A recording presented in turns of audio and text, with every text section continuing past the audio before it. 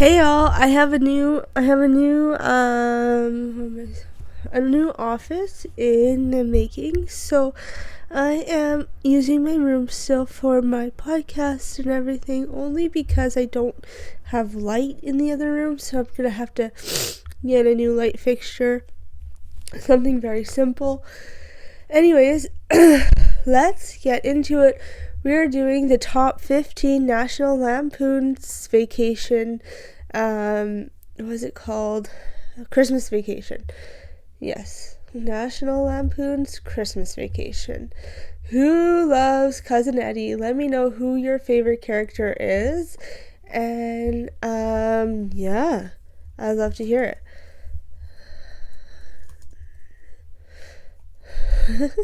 And do you guys like his other vacation movies? What do you think of them? I'm curious to know. And here we go. Okay, so let's start here. Number 1 is the movie is based on a short story. Like the 1983 original Christmas Vacation is based on a short story, Christmas 59, written by John Hughes for National Lampoon in December 1980. The flick pays homage to its literary predecessor when Clark is trapped in the attic and pulls out a box of old home movies, including one labeled Christmases 59. In brackets it says eagle-eyed viewers might notice that when Clark is watching the film, it actually says Christmas 1955. Number 2, Clark Griswold grew up in Samantha Stevens' house.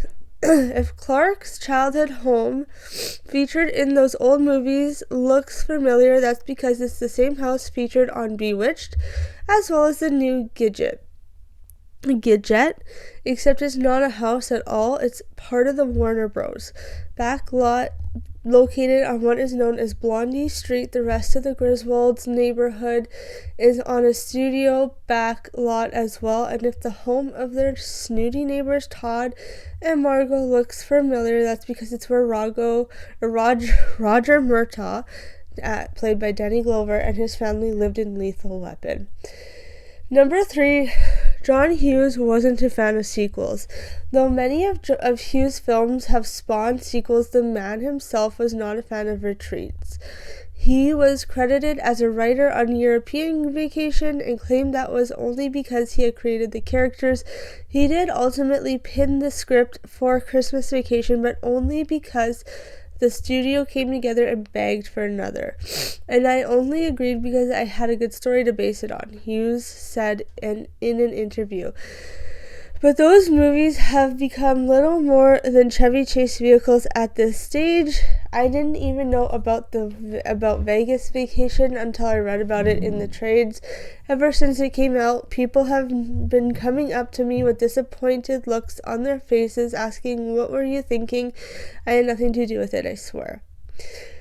Number 4, it's one of the only 2 Christmas movies released in 1989. Though the holiday season is usually packed with Christmas-themed movies, Christmas Vacation was one of only 2 that were released in 1989. The other was John Hancock's Prancer. Johnny Galecki, Rusty Griswold starred in both. Oh, cool.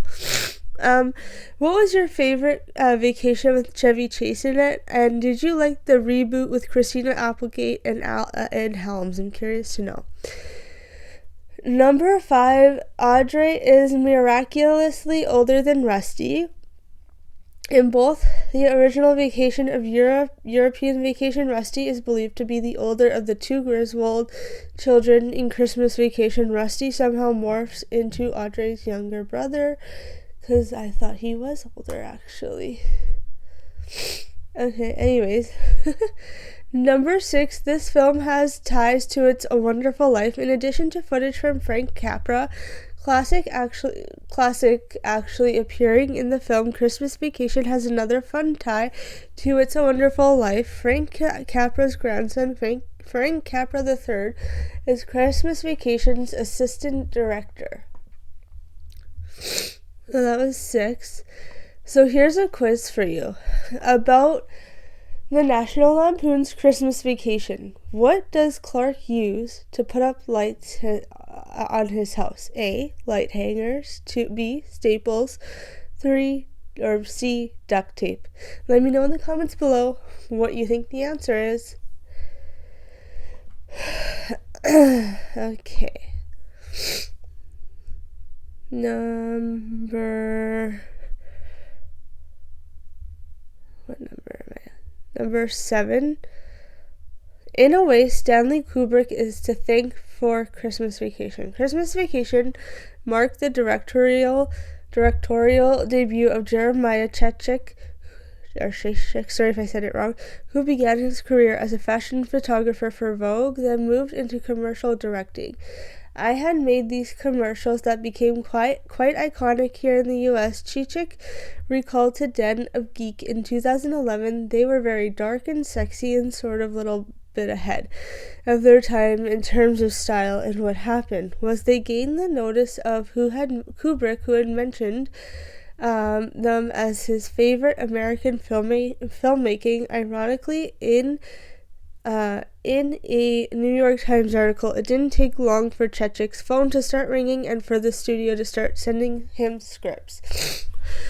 And the scripts that really piqued my interest was Christmas Vacation, he said, and the reason is I'd never done any comedy ever.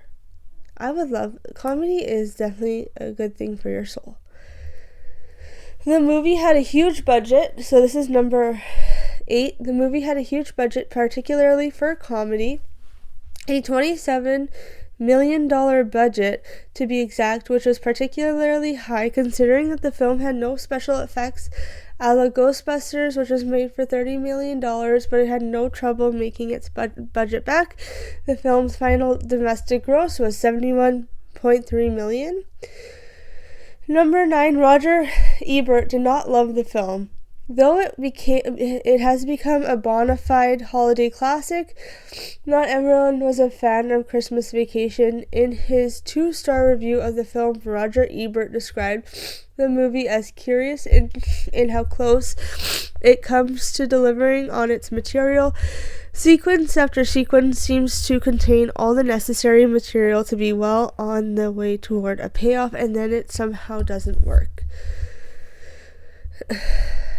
Number 10, it's the only sequel in the Vacation franchise to have its own sequel, but don't be disappointed if you didn't know that or haven't seen it. The 2003 film National Lampoon's Christmas Vacation 2, Cousin Eddie's Island Adventure, was made for television. It finds Randy Quaid and Miriam Flynn as Eddie and Catherine stranded on an island in the South Pacific for the holidays.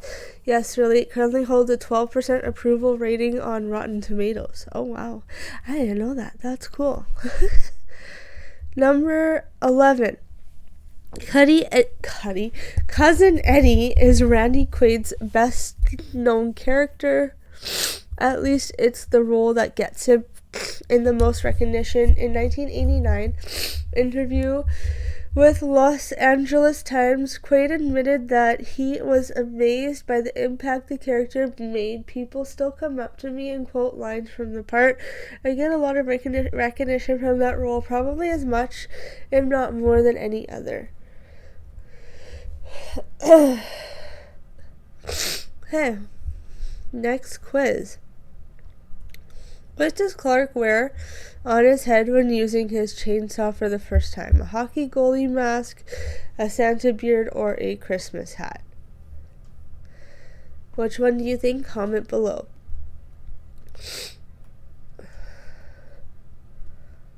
Did we do around number 11?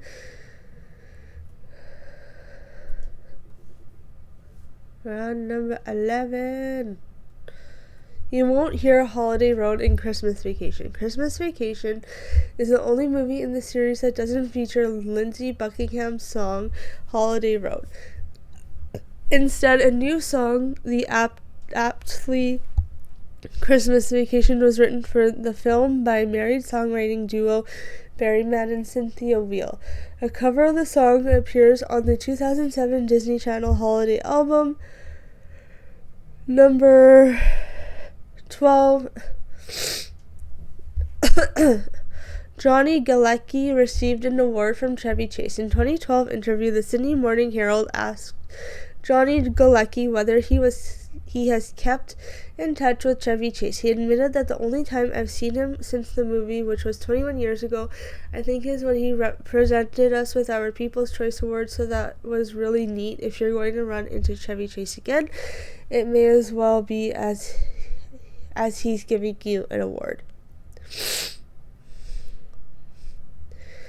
Number 13. Chevy Chase and Beverly D'Angelo were anxious to see another vacation movie happen.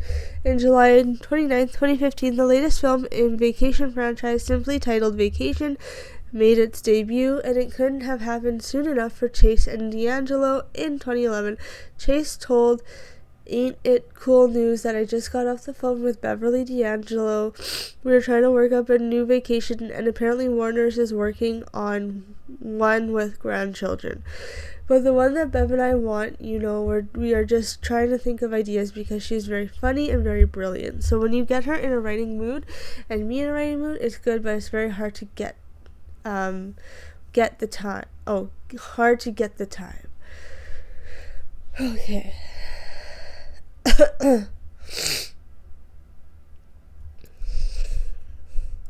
Number 14. Aunt Bethany is Betty Boop. Oh, I didn't know that.